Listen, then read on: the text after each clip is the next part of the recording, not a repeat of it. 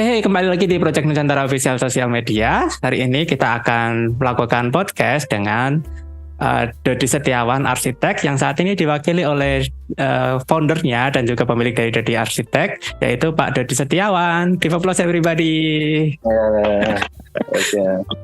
Baik, untuk hari ini Pak Dodi apa kabar? Kemarin sempat sakit ya, jadi kita agak lama untuk setting jadwalnya lagi. Pak Dodi saat ini gimana kabarnya? Alhamdulillah baik Mas. Jadi kemarin sempat sakit pada saat jadwal, mohon maaf. Jadi mundur tanggal 30 akhirnya ya. Baik, tapi memang ini mungkin kesempatan kita untuk tanggal 30 ini gongnya di bulan September. Jadi akhir ya. September akhir di Pak Dodi Setiawan. Kami mengucapkan banyak terima kasih Pak kepada Pak Dodi, seorang arsitek senior yang kita hormati bersama dan cukup terkenal di Indonesia, dan dengan desain 1000 masjidnya ini pasti banyak yang akan kita pelajari untuk hari ini. Baik, untuk sekarang saya coba untuk presentasi dulu tentang Project Nusantara, apa sih Project Nusantara, dan juga nanti kita akan berkenalan lebih lanjut dan melihat karya-karya dari Pak Dodi Setiawan. Jadi berikut adalah presentasi dari Project Nusantara. Sebenarnya Project Nusantara apa sih yang setiap hari Minggu atau nanti ketika bulan depan kita akan broadcast setiap hari Rabu dan juga Sabtu.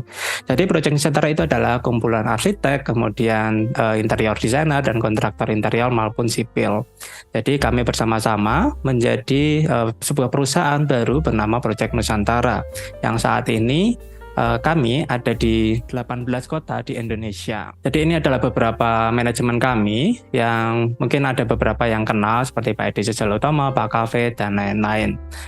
Kemudian kami juga ada 18 kota di Indonesia, mulai dari Sumatera, Jawa, Kalimantan, Sulawesi, Bali, dan lain sebagainya. Jadi ini beberapa titik kami, dan kami sering melakukan Zoom meeting dengan sesama member dan juga manajemen. Dan ini adalah beberapa sosial media kami. Kami ada di Instagram, TikTok, kemudian Facebook, dan juga website. Website kami bisa diakses melalui projectnusantara.com. Jadi bagi Anda yang sedang mencari inspirasi ataupun mencari jasa kontraktor yang ada di Indonesia, bisa menghubungi sosial media kami. Kemudian ini adalah beberapa proyek yang sedang berjalan. Jadi ini adalah sebuah klinik di Kalimantan Timur dengan budget berkisar 8,6 miliar, dan ini adalah klinik kedua yang ada di Kabupaten Pasir yang dengan nilai sekitaran 6,5 miliar. Dan ada beberapa proyek yang sedang berjalan juga, yaitu Studio TVRI di Semarang dan juga beberapa rumah dan kosan di sekitar Jawa Tengah. Kemudian ini adalah studio kami yang ada di Semarang. Kami memiliki studio dengan 20 orang engineering yang siap membantu Anda dalam pembuatan rumah ataupun klinik di sekitar Indonesia. Kemudian adalah kantor kami di Semarang, yaitu kami ada di Exit Tol Jatingaleh. Jadi bagi Anda yang sedang berada di Semarang, kami undang untuk mengunjungi kantor kami untuk mendapatkan promo-promo terbaru dan juga melihat untuk produk kami yang sesungguhnya di lapangan, yaitu sampel-sampelnya. Nanti ada beberapa produk. Kemudian ini adalah tim kami, tim survei yang siap berkeliling di Indonesia, dan saya sendiri tadi siang pergi ke Salatiga untuk melakukan survei lokasi. Dan surveinya ini adalah gratis, jadi di mana-mana bisa gratis.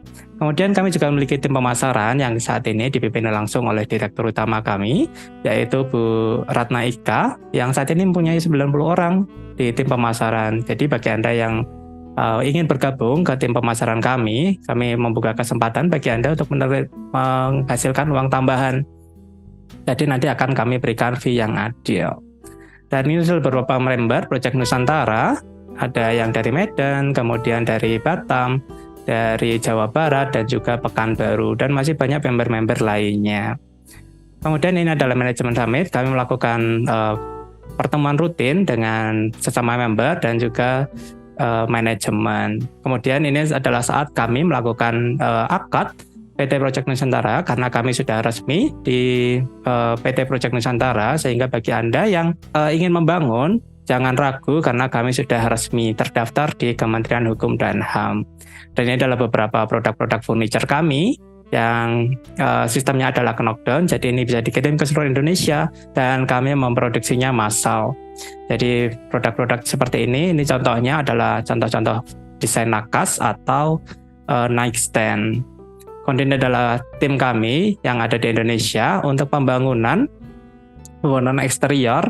Ada yang 3 lantai, 2 lantai, ada toko, kemudian rumah pribadi, villa, dan klinik. Jadi untuk sekarang kami lebih spesialis di klinik. Jadi bagi dokter-dokter yang ada di Indonesia yang ingin bangun klinik bisa menghubungi Project Nusantara. Karena pembangunan klinik ini sangat berbeda dengan rumah pribadi karena ada beberapa spek-spek yang dikhususkan untuk klinik gitu.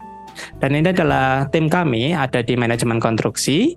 Jadi bagi Anda yang tidak paham tentang pembaca kerja, kemudian untuk mengawal pembangunan, kami siapkan tim konstruksi. Jadi manajemen konstruksi ini fungsinya untuk mengawasi atau QC dari perumahan atau polisinya di perumahan. Jadi ini adalah timnya terpisah dari kami.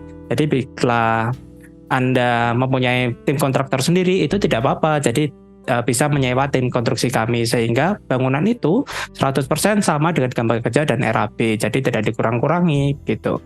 Kemudian ini adalah tim kami dengan sertifikat layak fungsi. Sertifikat layak fungsi ini sesuai peraturan perundangan terbaru itu nanti untuk gedung 3 lantai ataupun bangunan-bangunan yang memiliki fungsi seperti klinik, kemudian rumah sakit, membutuhkan sertifikat layak fungsi. Kemungkinan nanti ada masjid-masjid juga yang membutuhkan sertifikat layak fungsi. Jadi, bagi Anda yang sedang mencari sertifikat ini, bisa menghubungi tim Project Nusantara. Dan ini adalah beberapa produk kami. Yang pertama adalah membran. Membran ini sudah kami pasang di Stadion Mandalika, kemudian di lapangan-lapangan sepak bola di Indonesia dan perumahan-perumahan mewah di sekitaran Semarang dan Jawa Tengah, dan kami sudah memasang juga di Lampung, Kalimantan, dan lain-lain. Jadi produk ini kami impor langsung dari Italia. Dan ini adalah produk kedua kami, yaitu kulit batu yang kami kerjasama dengan PT Kulit Batu. Dan ini nanti jika Anda sedang mencari produk ini, nanti kami akan berikan diskon yang menarik bagi Anda. Dan ini adalah filosofi kami. Jadi zaman dulu itu ada namanya Pipo dan Embro. Pipo ini mengalirkan pipa dari atas gunung sampai ke bawah. Jadi memang pekerjaannya lama, kemudian step by step, tetapi ketika sudah jadi, kemungkinan nanti akan lebih cepat untuk penghubungan air. Sedangkan Embro itu mengalirkan satu persatu. Jadi dia mengangkat air dari gunung ke bawah satu persatu, ember per ember. Walaupun cepat ini, tetapi lambat laun nanti akan Pipo ini akan lebih cepat pengerjaannya. Jadi bagi Anda yang sedang di Medan ataupun di Palembang, itu nanti bisa langsung menghubungi kami. Kami akan berikan project itu ke tim Palembang, kemudian ke Medan, dan lain-lain. Dan ini adalah filosofi kedua kami. Jadi kami adalah kumpulan kecil-kecil kontraktor yang ada di Indonesia, walaupun kecil, untuk masuk Project Nusantara sendiri harus memiliki CV atau PT. Jadi bagi Anda yang punya CV dan PT, bisa bergabung ke Project Nusantara, dan nantinya insya Allah kita akan seperti ini untuk besar di Project Nusantaranya. Jadi demikian adalah presentasi dari Project Nusantara. Untuk saat ini kita akan melakukan presentasi dengan Pak Dodi Setiawan. Silakan Pak Dodi, saya waktu dan tempatnya. Ya, selamat malam semuanya. Apa kabar? Semoga baik kabarnya semuanya. Baik Pak. Ya, terima kasih nih Pak sudah bisa ikut acara di yang luar biasa ini nih. Setelah pengunduran tanggal 16 ya kemarin ya, akhirnya bisa sampai di tanggal 30 nih bisa mengisi acara undangan. Iya Pak. Terima kasih banget ya. Ya, alhamdulillah hari ini kita bisa berjumpa dan bisa berbagi dan sharing tentang sesuai dengan judul ya, program di sedekah desain 1000 masjid. Jadi perjalanan yang memang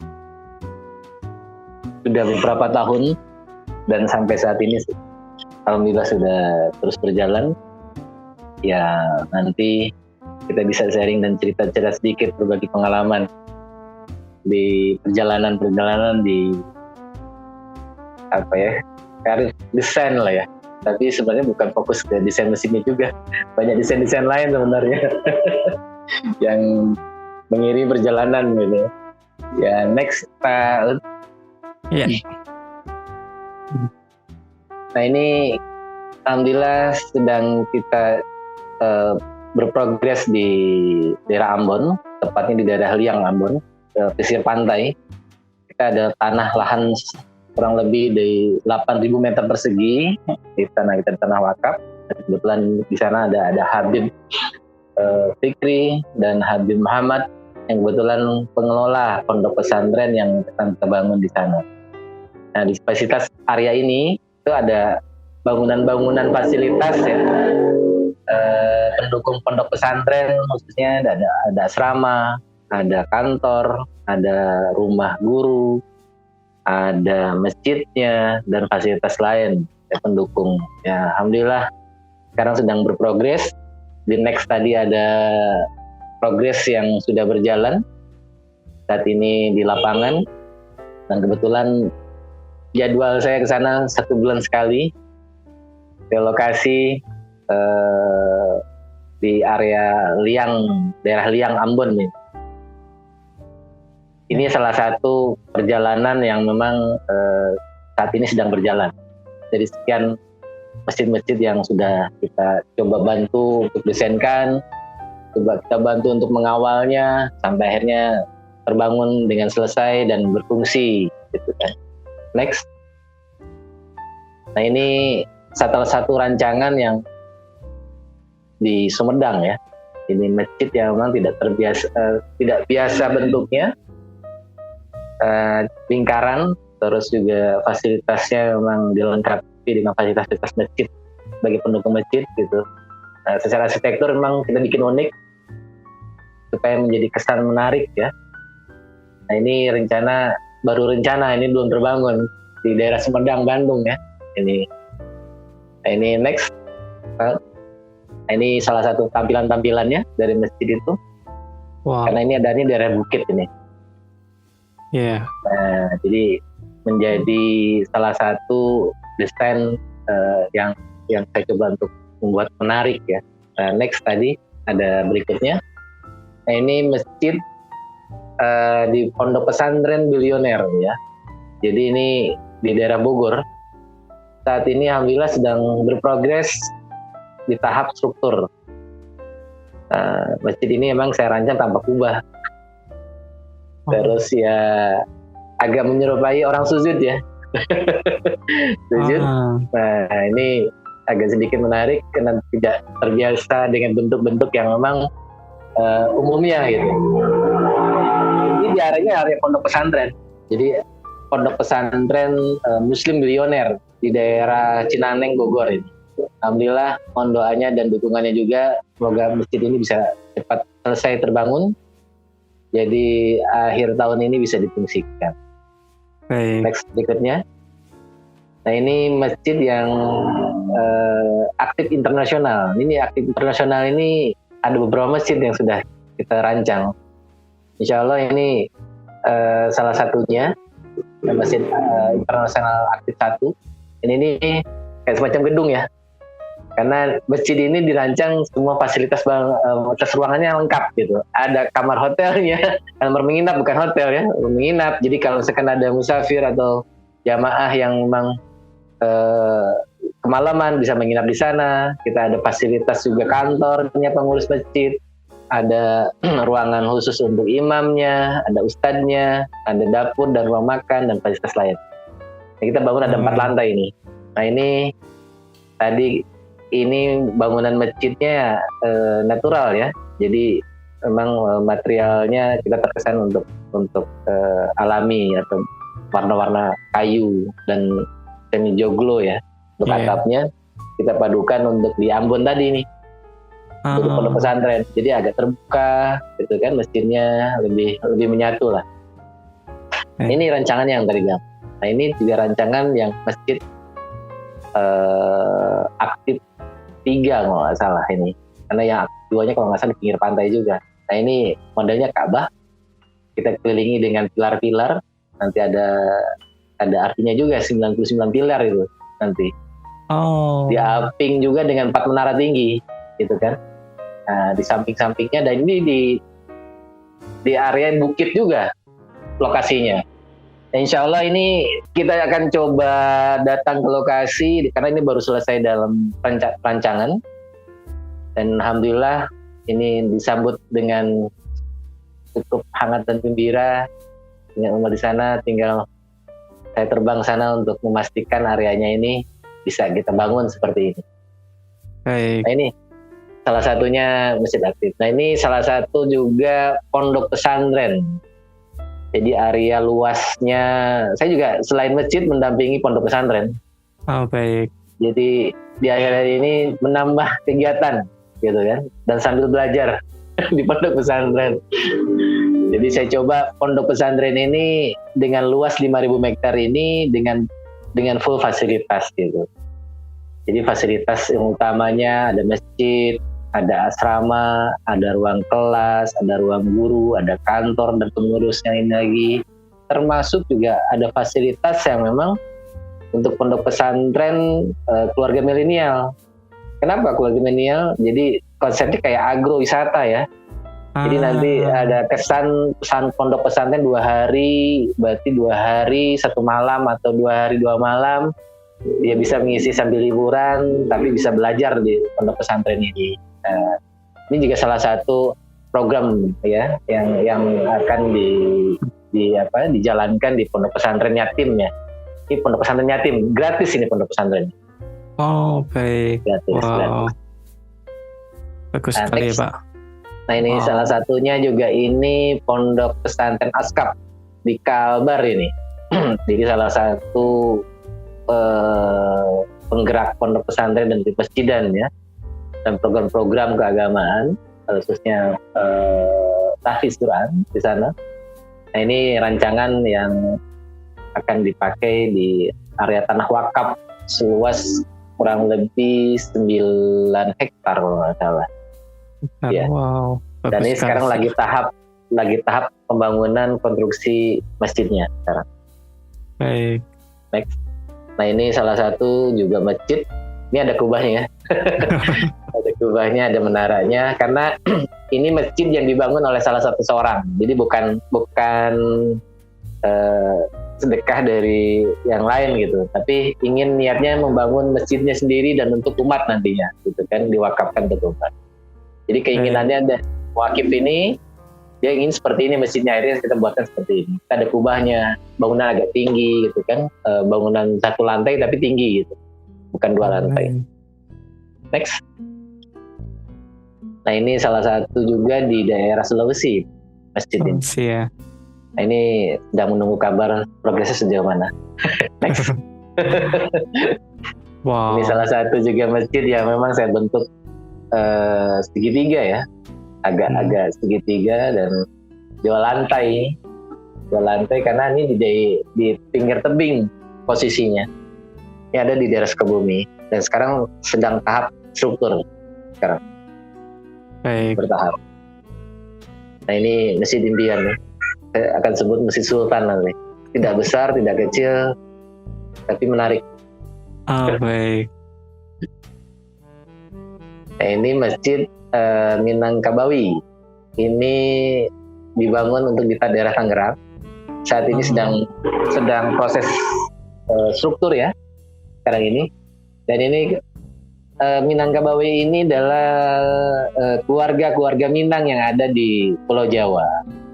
Jadi khususnya di daerah Tangerang, akhirnya ingin membangun secara keluargaan, kebersamaan, membangun Masjid Minangkabawi. Nah, ini Masjid Titik Cahaya. Nah, Masjid Titik Cahaya ini daerah Sulawesi. Dan saat ini baru selesai, alhamdulillah 1 lantai. Dan 1 lantai ini sudah mulai dipergunakan, yang mudah-mudahan segera terselesaikan dan terbangun sampai selesai sesuai fungsinya. Baik. Nah, ini masjid sejuta pemuda ya, atau Masjid Al-Falah satu hari yang saat ini sedang kita kelola masjidnya. Kita juga dengan berbagai macam program keumatan untuk anak-anak muda senang untuk berkegiatan di masjid. Jadi gaya-gaya milenial ya. Ya kita buat sesuaikan dengan anak muda ini, masjidnya kotak gitu kan. Cukup sederhana saja pasannya gitu, tidak terlalu banyak ornamen-ornamen lainnya ya, tapi cukup menarik. Sesuai fungsi. Baik, ini yang tadi ya. Oh baik. Ya, selesai. Ya. Itu salah satu perjalanan dari beberapa sekian masjid yang sudah kita coba bantu dan desainkan dari tahun 2004. Tapi file yang 2004 itu filenya hilang sih ya. Ada tempo hari komputer saya kena virus, jadi hilang juga data. Juga ada di Facebook juga. Kemarin Facebook yang akun lama juga dinonaktifkan. Akhirnya ceritanya khusus nanti kita gali lagi nanti. Baik. Oh my god, wah itu desainnya bagus-bagus sekali Pak. Jadi saya tuh sebenarnya ngefans sekali sama Pak Dodi Setiawan itu dari lama sekali. Kita sudah berteman di Facebook itu sudah lama. Ya? Tapi kemudian Pak Dodi kehilangan akun yang lama. Kemudian saya cari-cari lagi kok Pak Dodi nggak pernah update lagi tentang desain 1000 masjidnya. Ternyata ada Facebook baru dari Pak Dodi. Ada Facebook mengganti sekarang, tapi nama yang sama. Ya, dan itu sebenarnya banyak banget ya Pak untuk rekan-rekan yang sudah berkenalan dengan Pak Dodi, kemudian teman-temannya banyak, desainnya di situ sudah diupload banyak. Wah, sayang sekali. Tapi ya semoga nanti desain-desain itu ketemu lagi dan diupload lagi satu persatu. Amin. Baik. Kalau Pak Dodi sendiri asalnya dari mana Pak untuk tinggalnya sekarang? Saya asli Sukabumi. Oh Sukabumi itu bro Jawa Tengah ya Pak ya? Jawa Barat. Oh Jawa Barat, oh baik di Jawa Barat ya. Kalau sana bahasanya biasanya apa Pak? Sunda. Oh Sunda. Baik, wah ini kok menarik nih Pak, kaosnya itu ormas apa ini Pak? Oh, tapi ini ormas bukan LSM ya. Tapi ini singkatan orang masjid Pak. Oh gitu. Karena 70% saya kegiatan di masjid ya. Ya, sesuai dengan ambil peran lah, peran dan ilmuwan, ayatnya saya posisikan di masjid. Oh baik, saya sudah deg-degan ini Pak, ini ormas apa ya? Ternyata ormas masjid teman-teman. Iya, orang masjid Indonesia. Kalau Pak Dodi dulu untuk sekolahnya itu kuliahnya di mana Pak? Untuk arsiteknya? Di SN, Desain Teknologi Nasional. Oh baik, itu di kota mana Pak? Di Jakarta. Oh di Jakarta, baik. Tahun 2000 saya baru lulus. Oh lulusnya tahun 2000? Tahun 2000. Baik. Kalau sekarang nih Pak, kan itu desainnya tadi ada banyak sekali. Kalau bisa dihitung itu kira-kira sudah berapa masjid itu Pak yang sudah didesain? Waduh, kalau menghitung kayaknya banyak gitu kan. Terus kenapa nggak saya hitung? Supaya tidak jadi target, biar mengalir saja, gitu kan? Kalau dari tadi judulnya 1000 desain masjid, gitu kan?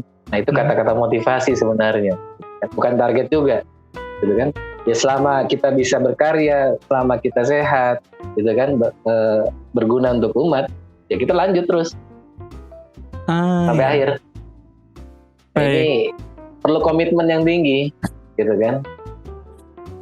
Komitmen ya memang bukan program tapi komitmen ya. Jadi kalau kita ke program bisa terhenti ya. Karena niatnya karena Allah ya, saya mengalir saja. Jadi saya pun tidak pernah mencari, tapi orang yang menghubungi, insya Allah kita coba bantu. Gitu. Baik.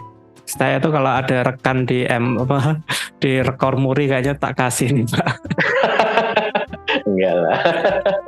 Karena banyak sekali dan desainnya itu memang bagus-bagus loh. Saya sampai amazing. Wah ini. Kalau saya ada kenalan di pembuatan desain masjid gitu atau penonton kita ada mau pembuatan masjid, nanti bisa menghubungi Pak Dodi ya.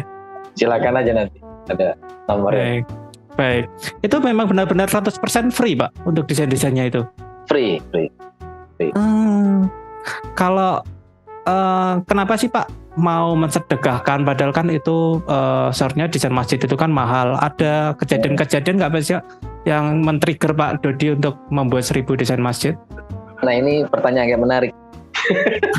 Pasti ada perjalanan setiap yang unik ya, atau suka dukanya pastilah.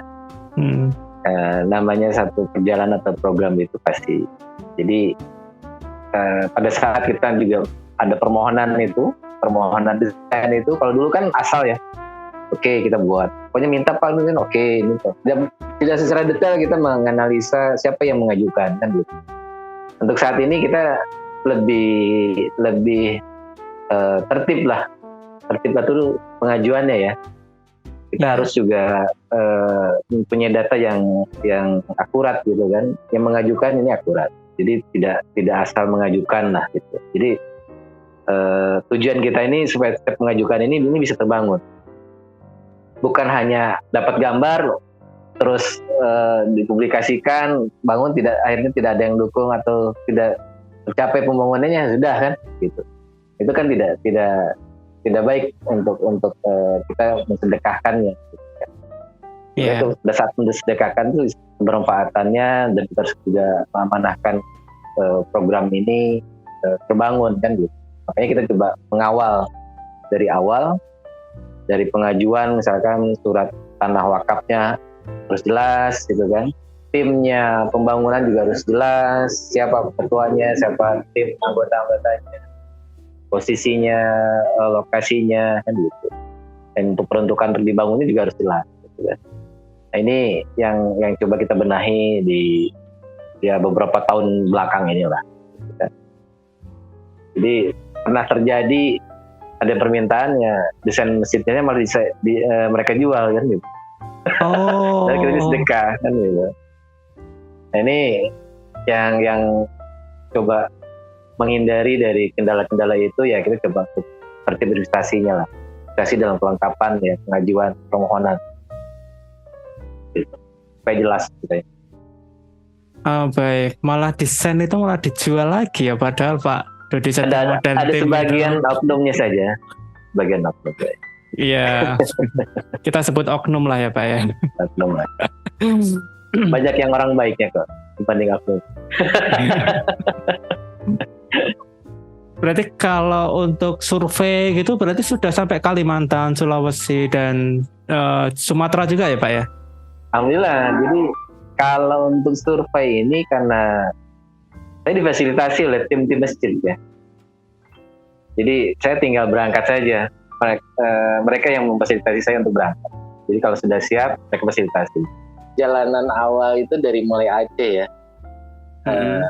Jadi saya pertama masjid yang saya rancang itu di Aceh. Kalau nggak salah di daerah Panton Labu ya, Aceh Tengah itu tahun 2004. Terus akhirnya sampai 4 tahun di sana di Aceh itu. Jadi 4 penjuru Aceh lah ya, barat, timur, tengah. Akhirnya satu Sumatera, Lampung, ya di Lampung, terus Palembang, terus Riau ya, sama ya daerah Sumatera lah, Medan. Akhirnya dari Sumatera loncat Kalbar, ke Kaltim, ke Kalsel, terus loncat lagi ke Sulawesi, terus Papua, ya kan? Nah, Papua, terus kemarin sebelum pandemi itu dari 2017 masuk ke Kalteng. Jadi perjalanan ya ngobrol-ngobrol seperti inilah saya jalani rutinitas yang memang nggak pernah saya atur sebenarnya, cuma menjalani aja. Iya, dan itu benar-benar free Pak, gratis 100%. Free. Yeah. Jadi saya coba untuk menjadi jembatan silaturahim sebenarnya, untuk bisa terhubung dengan masyarakat, khususnya ya memang kita ini sebagai arsitek memang harus turun ke bawah ya, atau bersosialisasi. Nah ini baru fungsi lah, kebermanfaatan kita sebagai arsitek gitu kan, membantu masyarakat khususnya. Gitu. Jadi bukan karena proyeknya saja, tapi ini proyek langit lah. Proyek langit gitu kan. Ya berkahnya malah banyak itu Pak, biasanya kayak gitu. Ya jadi saya coba ilmu yang saya dapat memang tidak ada tujuan dulu ya, karena tempo hari memulai itu ngalir aja sebenarnya, nggak ada bikin skema atau apa ya, nggak ada, tapi ngalir aja. Tapi alhamdulillah sampai sekarang ya berjalan ya. Jadi satu hari itu minimal satu desain masjid gitu. Oh iya Pak, setiap hari itu Pak? Setiap hari. Wow. Jadi minimal satu hari satu desain. Kalau untuk finalnya desain itu ya bisa kan satu desain itu bisa 1 bulan, bisa 2 minggu ya, tergantung dari kapasitas dari masjidnya atau kerumitan masjidnya sendiri sebenarnya. Dan itu tapi semuanya unik Pak, satu persatu. Beda-beda. Wow. Beda-beda. Kalau untuk yang luasan terbesar biasanya itu berapa Pak? Untuk luasan 2000 meter. 2000 meter ya. Kalau untuk pondok Pak? Kalau untuk pondok kan Pak Dodi juga kalau untuk pondok ya. Kalau untuk pondok kan terlalu besar ya. Kapasitasnya mungkin sekitar 1000 untuk kapasitas 1000 jamaah. Tergantung pondoknya juga. Kalau pondoknya besar ya pasti besar masjidnya. Gitu, dari kapasitas ya.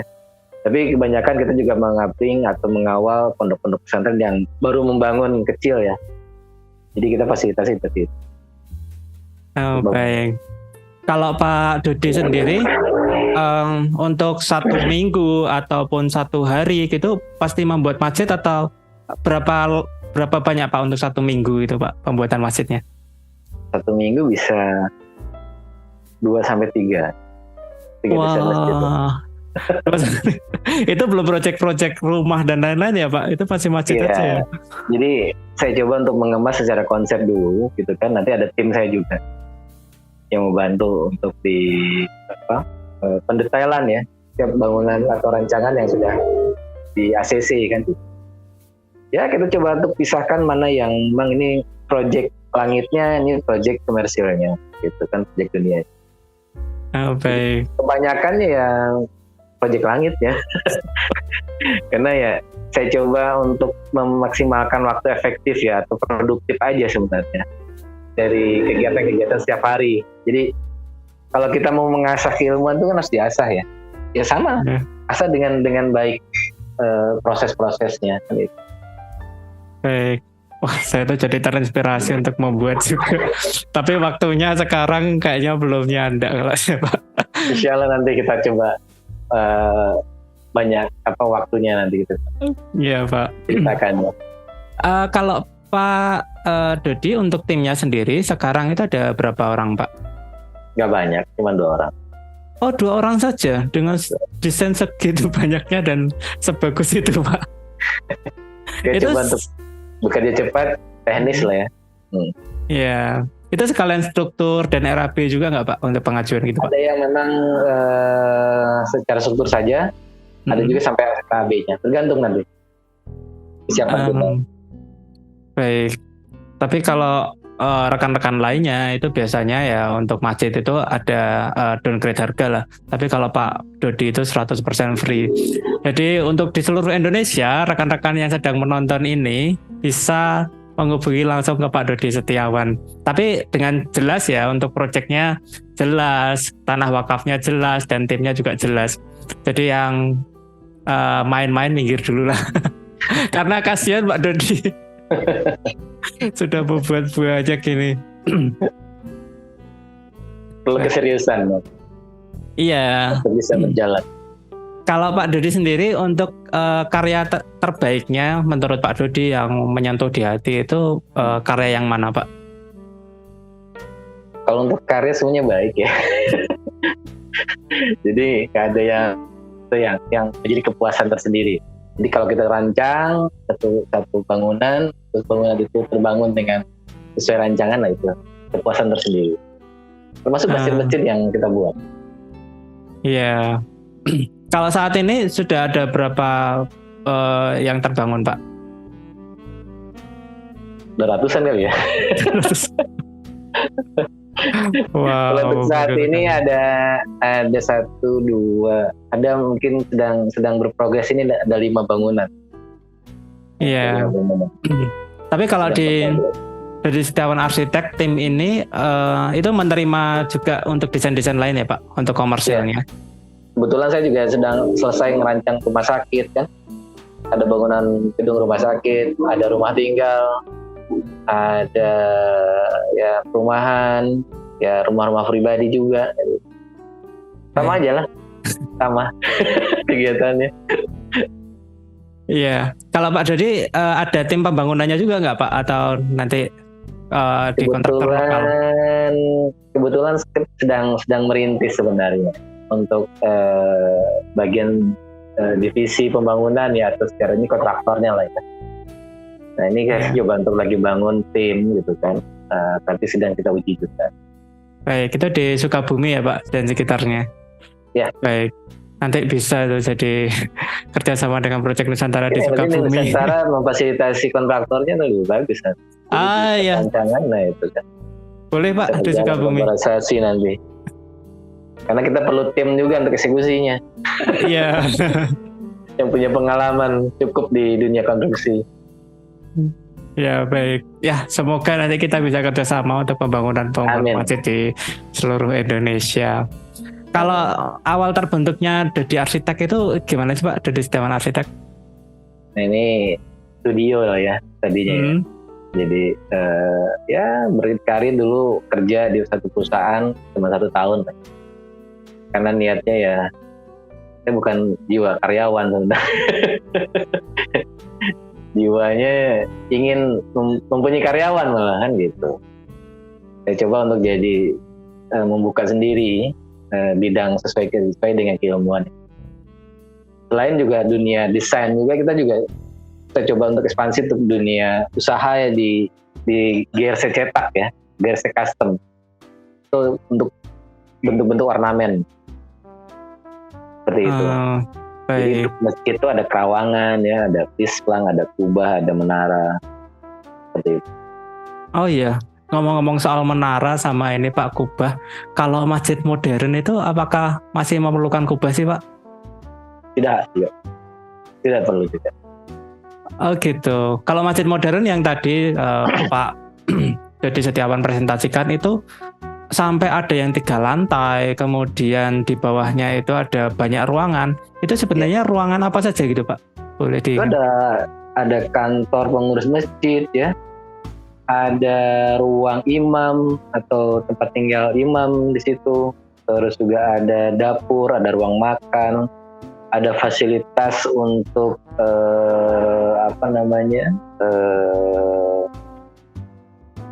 penerimaan sedekah zakat ya. Sana juga kantornya khusus Baitul Mal ya, Baitul Malnya. Terus juga ada kamar-kamar untuk musafir yang datang ke masjid yang kemalaman perlu untuk tempat tinggal, menginap malam.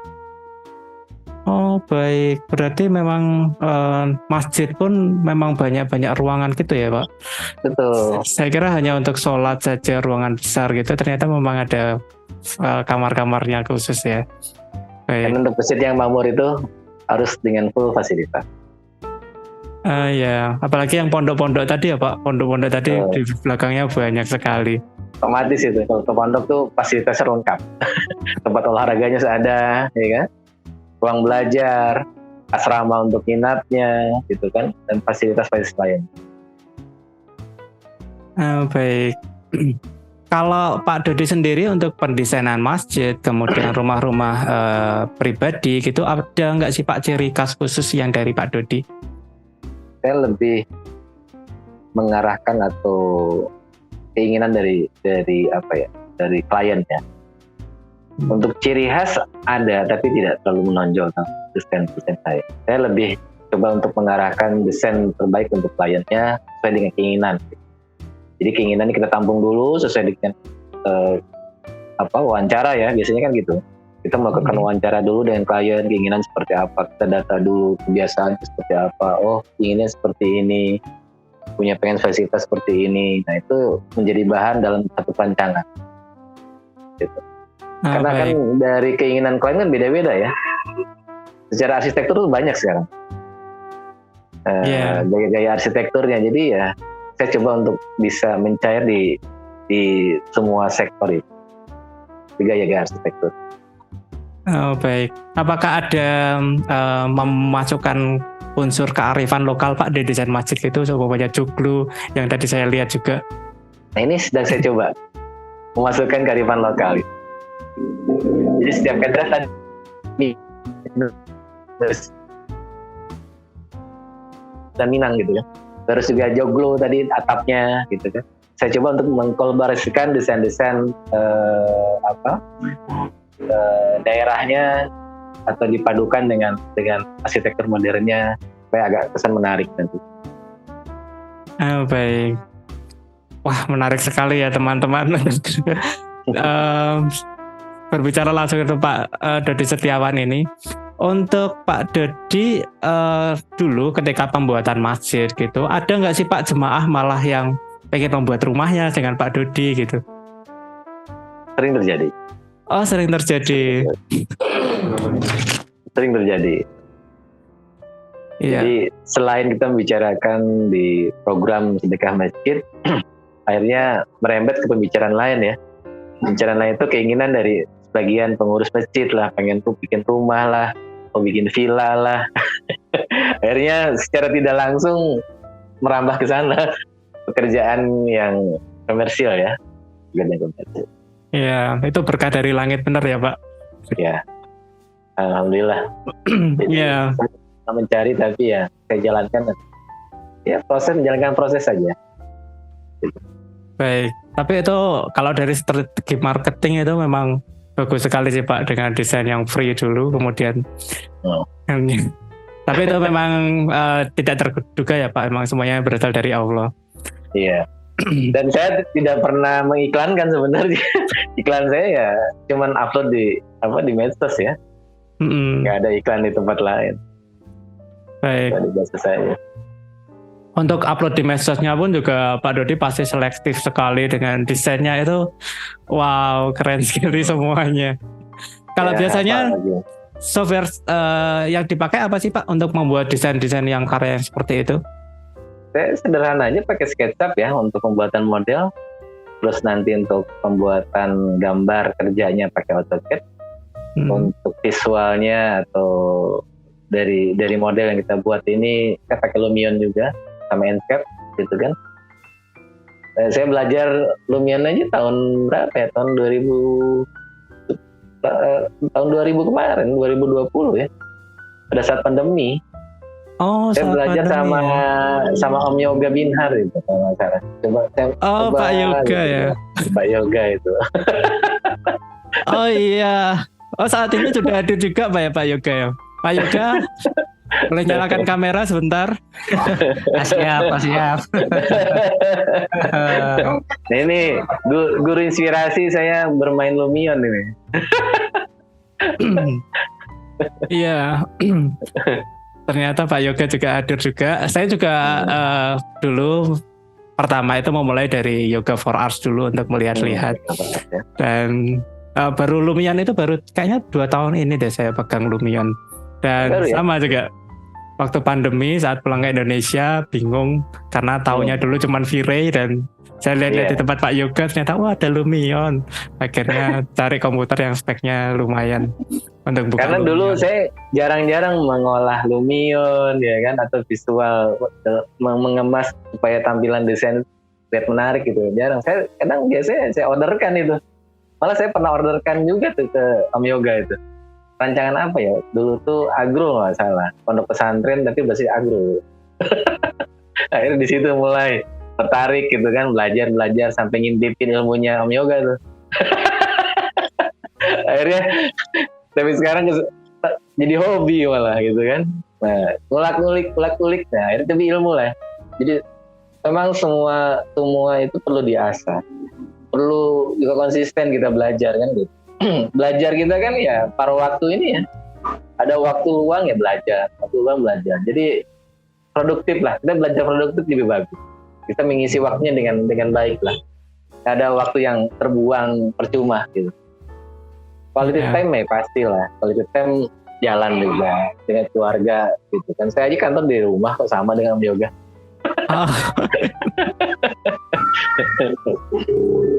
Baik.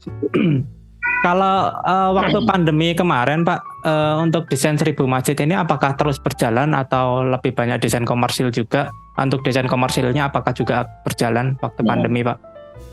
Nggak ada ngaruh, jalan semua. Oh, baik. Jalan semua. Sama aja ya, Pak ya, waktu pandemi juga. Malah lebih banyak mungkin. Malah lebih banyak ya, karena waktu saya di rumah lebih banyak soalnya, gitu kan. Jadi akhirnya saya terima untuk permohonan itu juga cukup banyak akhirnya. Beda dengan waktu saat masih normal dulu, karena waktu juga saya mengisi waktu, mengatur waktu ya istilahnya. Mana yang harus saya jalankan di project yang biasanya dan memang di program ini juga harus jalan. Nah sekarang ini sedang saya coba untuk merekrutmen baru ya, tim gitu kan. Karena ini lagi coba menganalisa terus juga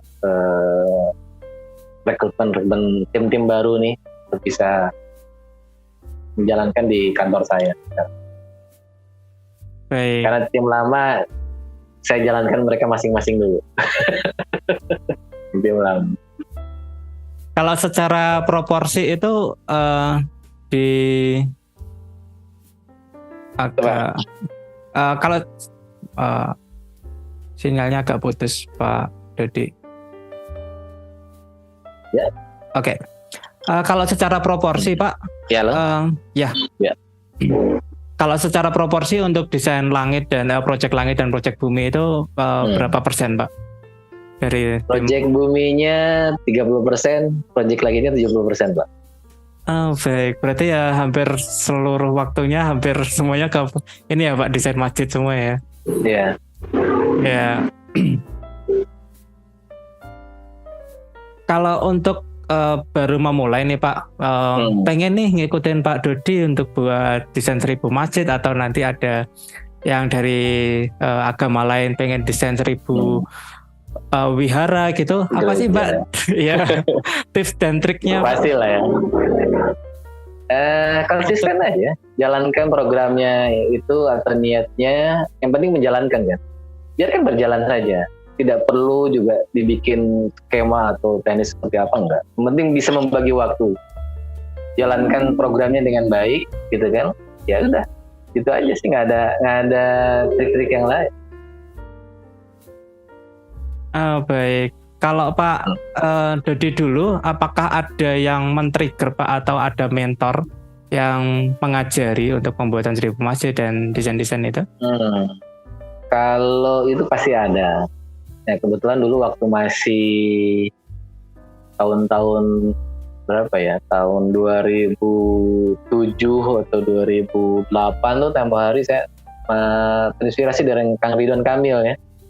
Dulu Kang Ridwan masih tempo hari itu ada kerjasama untuk pembuatan desain Discovery World Indonesia di Taman Mini tempo hari, dan belum menjadi pejabat dulu ya. Kang Ridwan Kamil, saya sempat akhirnya saya juga tambah termotivasi lah, program yang sudah saya jalankan 2004 akhirnya lebih termotivasi lagi di situ saat ketemu Kang Ridwan. Kang Ridwan juga senang membangun atau merancang masjid ya, jadi ya saya punya hobi yang sama. Akhirnya menjadi hobi lah ini, jadi bukan sesuatu pekerjaan atau rutinitas yang dipaksa, tapi ini jadi hobi, jadi kita ringan menjalankannya gitu. Baik. Sudah pernah ketemu Pak Ridwan Kamil langsung dan ngobrol-ngobrol gitu juga sudah. Pak? Oh sudah, gitu. Memang desainnya ada beberapa inspirasi mungkin ya dari desainnya Pak Ridwan Kamil. Iya. Ya. Ciri khasnya. Futuristik. Iya. Ya semoga nanti kita bisa mengundang Pak Ridwan Kamil juga untuk hadir di Project Nusantara Podcast. Insyaallah. Ya. Kalau dulu nih Pak, awal mungkin SMP atau SMA itu ada nggak pasti cita-cita atau keinginan untuk jadi seorang arsitek seperti sekarang? Nah ini kalau cita-cita dari mulai SD. Baik. Ini saya seneng gambar. Saya seneng gambar, seneng lukis dulu kan. Saya pelajaran yang menonjol adalah menggambar. Dari dulu SD ya. Terus konsisten lah, SMP juga sama, lebih menonjol ke gambar juga gitu kan. Terus ya waktu SMA juga sama. Akhirnya ya niat dari dulu tercapai. Masih satu arah lah, nggak belok-belok arah. Jadi dari dulu emang lurus sampai sekarang. Linear ya Pak. Karena ya ada Om juga arsitek juga kan, jadi banyak inspirasi lah. Baik. Kalau waktu pembangunan masjid gitu, ada nggak sih Pak cerita yang paling seru atau unik waktu saat pembangunan atau waktu pembuatan desain? Ya uniknya kalau sudah banyak orang. Kalau banyak orang, banyak kepala, banyak pemikiran dan keinginan. Nah, itulah part kita akhirnya mendengarkan keinginan mereka seperti apa. Yang ini A pengen gini, yang B pengen ini, yang C begini. Nah ini menyatukan, akhirnya menggabungkan. Gitu. Baik. Ya. Itu unik. Gitu. Beda dengan hal kalau kita satu orang ya, ketemu klien, oh keinginannya gini. Itu fokus satu orang. Kalau di masjid itu kan banyak orang. Banyak orang. Wah, saya aja untuk desain-desain komersial rumah itu menyatukan keinginan suami dan istri untuk sepakat itu aja susah sekali, apalagi desain masjid yang gitu, yang pasti beri puluhan orang yang terlibat, dan itu pasti susah sekali ya Pak. Tapi alhamdulillahnya banyaknya tim masjid ini menyerahkan sepenuhnya malah ya, baiknya seperti apa ya silahkan aja pada dia. Jadi ya lebih enak menjalankan berimprovisasi desainnya juga lebih enak ya. Gitu kan, yang penting kan keinginan fungsinya untuk kapasitas per jamaah, untuk budget juga kita perhitungkan gitu. Mau pengen budget yang berapa untuk bangun masjidnya gitu. Baik. Kalau Pak Dodi Setiawan sendiri untuk pendapatnya penting nggak sih Pak bagi seorang pemula itu mungkin masih muda 18-19 tahun untuk mengambil langsung ke pendidikan arsitektur dan sipil atau desain interior juga?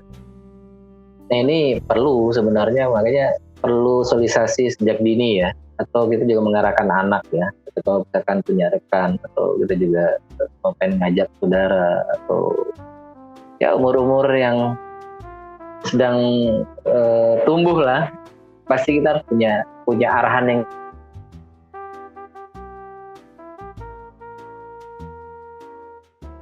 dan macam-macamnya. Iya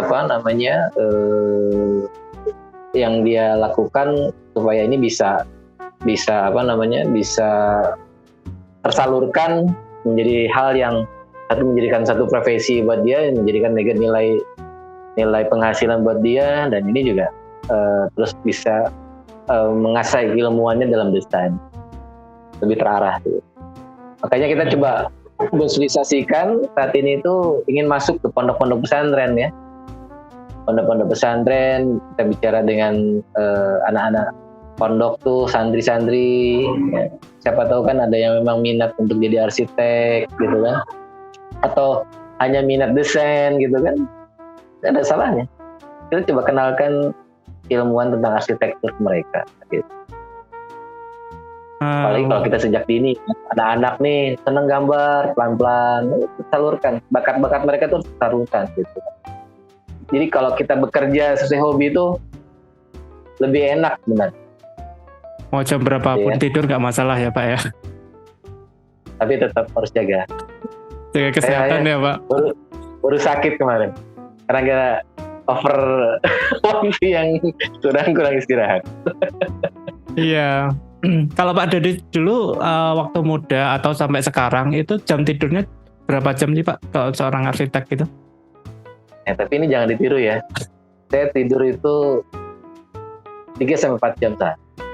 Wow. Saat muda juga seperti itu Pak? Ya sejak kuliah lah ya sebenarnya.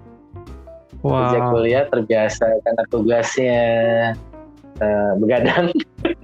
Akhirnya terbiasa.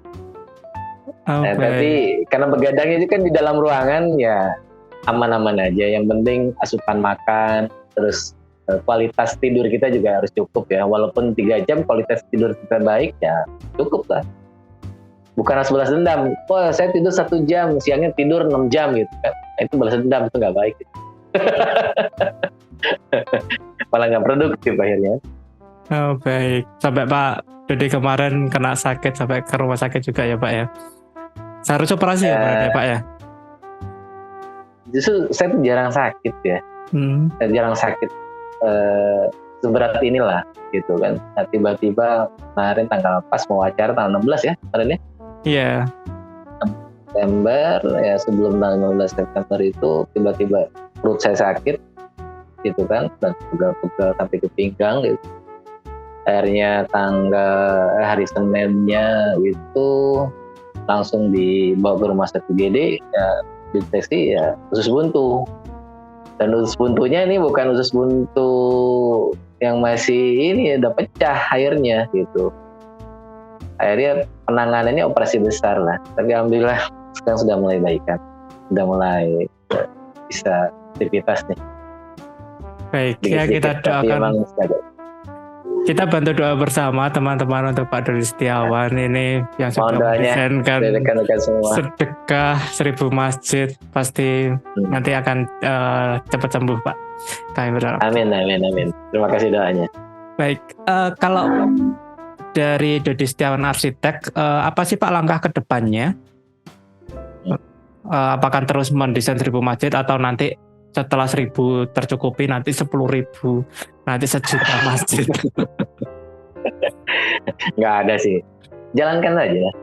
Saat ini apa yang sudah bisa kita jalankan, kita jalankan aja. Atau ekspansi kegiatan lain, kalau memang ada waktunya ya bisa dibuat juga ekspansi kegiatan lain. Kegiatan lain tidak ada hal yang memang berhubungan dengan desain ya. Ya desain 1000 masjid ya ada hubungannya kan dengan profesi yang sedang kita jalankan. Terus juga untuk desain-desain komersil yang lainnya tetap jalan. Untuk pembuatan desain kawasan juga jalan gitu kan. Ya, alhamdulillah saat ini masih bisa tertangani walaupun masih kekurangan personil nih. Jadi personil sekarang ini sedang saya coba rekrutmen lagi sesuai dengan kapasitas keilmuan dan kecepatan kita bekerja gitu kan, karena kecepatan bekerja itu tergantung kita sejauh mana sudah berlatih gitu kan, jam terbang lah ya, karena perlu banget jam terbang itu. Baik ya, perlu pengalaman yang memang cukup lah gitu. Apalagi di saat ini usia sudah menjelang setengah abad saya. Hampir setengah abad ini. Ya harus mempersiapkan generasi. Jadi generasi yang bisa melanjutkan ya program ini, terus juga kegiatan usaha yang ada. Saya baru 30 saja udah kayak tua banget rasanya. Dinikmati saja. Jangan dibikin beban hidup itu. Bagi rekan-rekan yang sudah hadir di podcast malam ini, jika ada yang mau bertanya boleh lakukan chat di bawah. Nanti di akhir acara nanti saya juga akan berikan waktu untuk yang hadir bisa bertanya langsung dengan Pak Dodi. Untuk sekarang saya bacakan pertanyaan yang datang dari Pak Kavit. Assalamualaikum Pak Dodi, salam arsitek Indonesia. Tanya Pak Dodi, bagaimana cara membuat ide-ide baru dalam pembuatan masjid? Waalaikumsalam warahmatullahi wabarakatuh. Ya, agar desain itu selalu baru dan inovatif Pak. Apakah ada tips dan cara meyakinkan panitia masjidnya Pak? Tentunya perlu wawancara antara dengan tim panitia masjid. Kita juga harus nampung keinginan mereka dulu ya, istilahnya untuk bahan sebelum kita desain. Itu wajib itu sebenarnya, dalam bentuk hal apapun lah, pasti ada wawancara. Karena untuk menentukan desain yang akan kita buat, itu harus dilakukan tahapan-tahapan itu. Terus juga kreativitas juga, kita juga harus diasah terus untuk menciptakan satu desain-desain yang menarik ya tentunya, karena tugas kita sebagai jasa di bidang desain. Gitu. Baik. Wah itu kalau nyari inspirasi di Pinterest atau di mana kayaknya susah untuk desain masjid-masjid. Mungkin malah karya-karyanya Pak Dodi nanti akan jadi inspirasi bagi orang lain ketika nanti dimasukkan ke Pinterest Pak. Nggak juga. Saya lihat di Pinterest ada akun juga di Pinterest gitu kan. Justru kita juga akan melihat karya-karya orang lain juga kan. Disinilah perlunya kita untuk mencari inspirasi itu dari rekan-rekan kita juga sama profesi. Karena perlu wawasan ya, dalam dunia desain pun begitu. Kita perlu wawasan yang cukup, apalagi ya perkembangan zaman ya saat ini. Keinginannya apa sih? Perkembangan di arsitektur juga masih berkembang lah ya, bukan di otomotif atau di dunia lainnya kan gitu.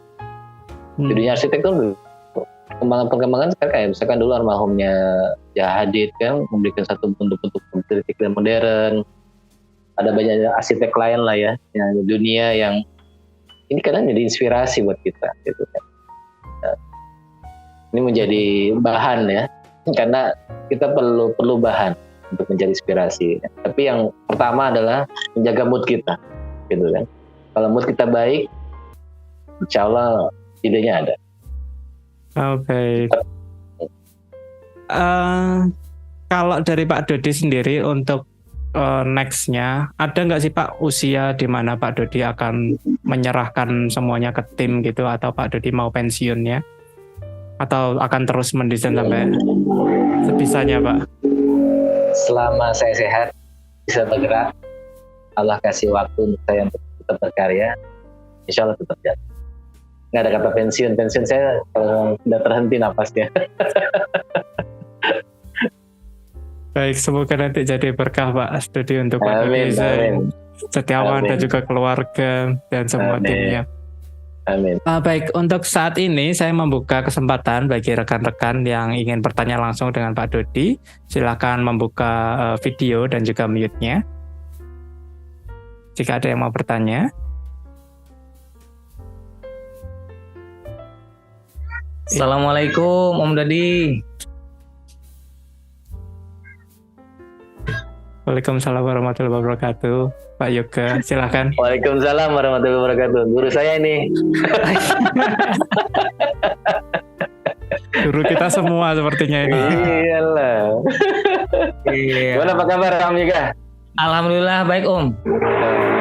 Makasih ya udah gantiin posisi tanggal 16 ya. Siap. Iya, kebetulan saya juga sakitnya giliran setelah podcast kemarin baru sakit.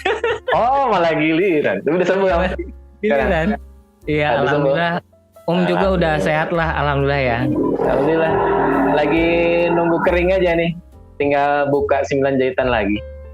Karena cukup besar operasinya, Om.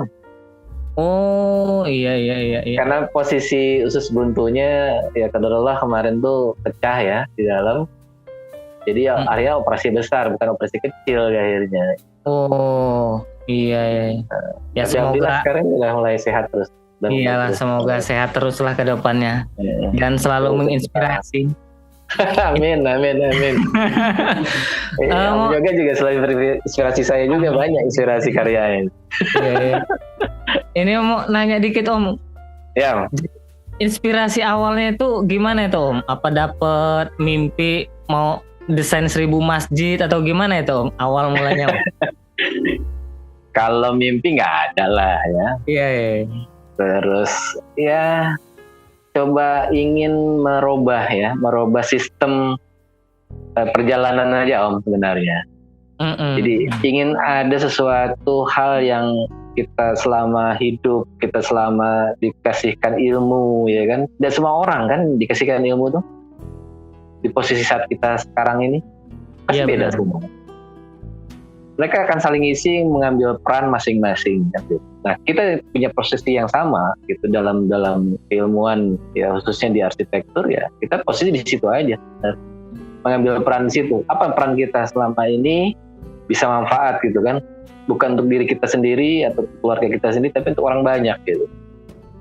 Nah, ini menjadi inspirasinya, ya kita lakukan aja hal yang baik, niatkan baik gitu kan, konsisten dengan apa yang kita sedang langkahkan, ya ini luar biasa tanpa ada rencana sebenarnya, berjalan aja gitu kan. Dan jadikan hobi lah yang jelas gitu kan. Kalau sudah menjadikan hobi, rasa capek itu nggak terasa Om. Beda dengan kita kerja melakukan sesuatu terpaksa pasti capek. Iya. Iya kan? Nah kita nih sama punya hobi kan, pasti lah. Om juga pasti larut malam tidur. Karena hobi nggak ada saat capek kan. Coba kalau terpaksa, capek kayaknya. Iya kan? Iya. Mantap. Kunci cuma itu kan. Keikhlasan kita, terus ya. Apalagi dunia desain ya, menjaga mood atau kondisi itu penting banget gitu. Gimana kita bisa berkarya, memunculkan sebuah ide kalau kita moodnya nggak dijaga, nggak baik gitu. Kurang baik lah gitu. Punya hal yang sama mungkin ya, cerita yang seperti itu. Iya. Berarti kita ngejaga circle kita juga ya Om ya.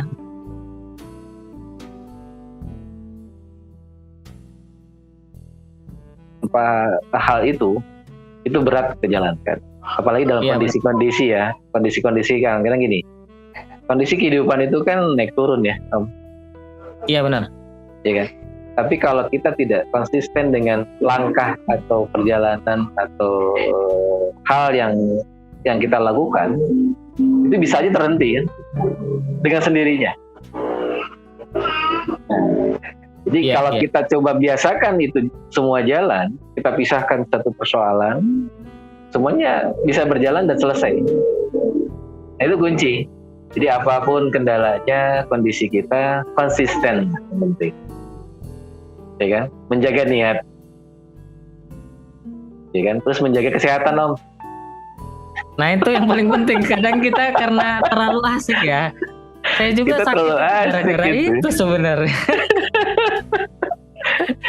Akhirnya kalau kemarin kan sampai 2 minggu ya, 2 minggu saya nggak bisa ngapain Om.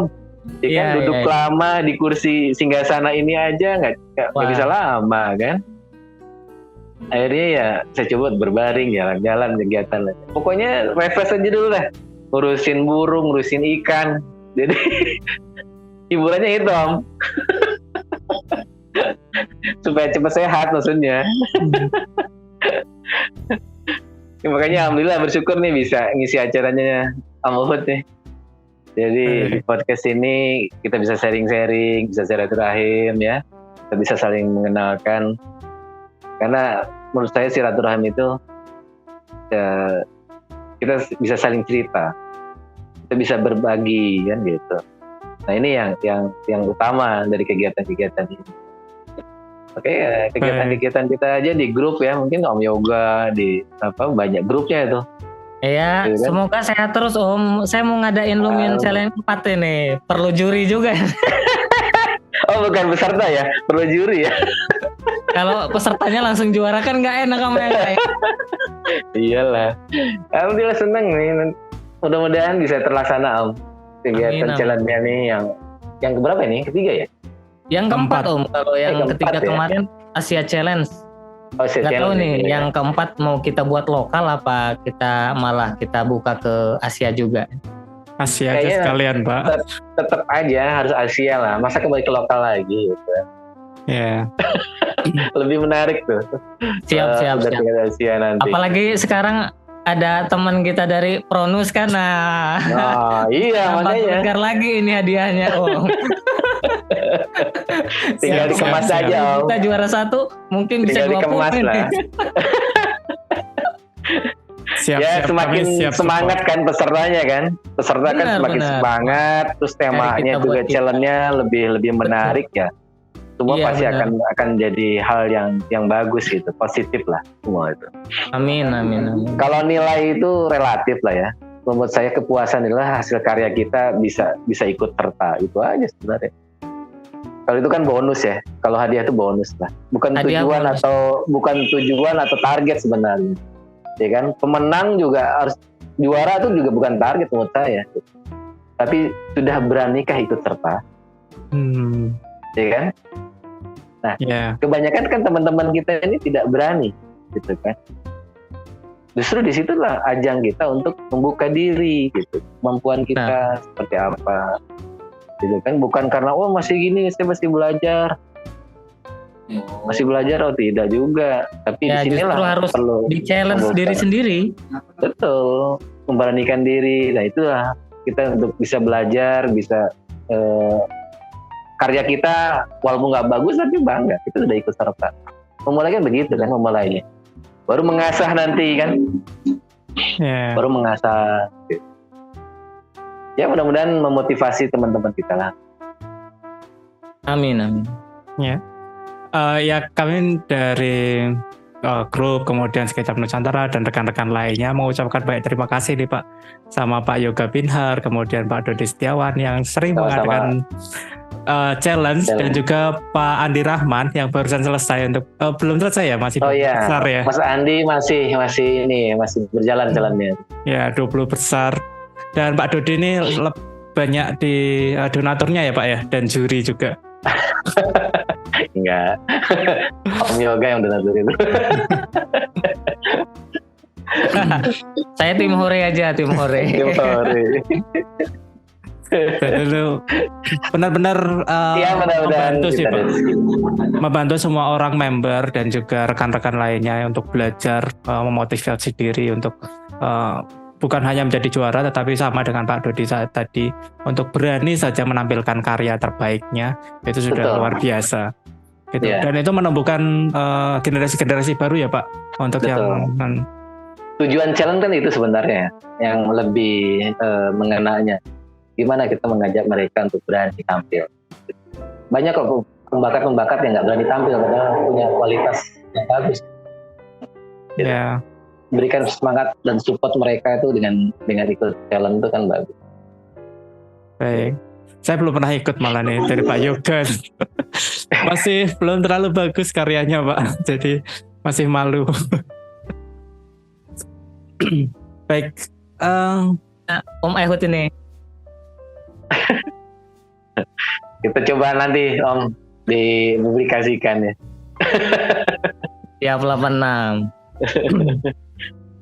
Baik, adakah teman lainnya yang mau bertanya langsung dengan Pak Dodi Setiawan? Saya buka kesempatan sekali lagi. Ya, silakan.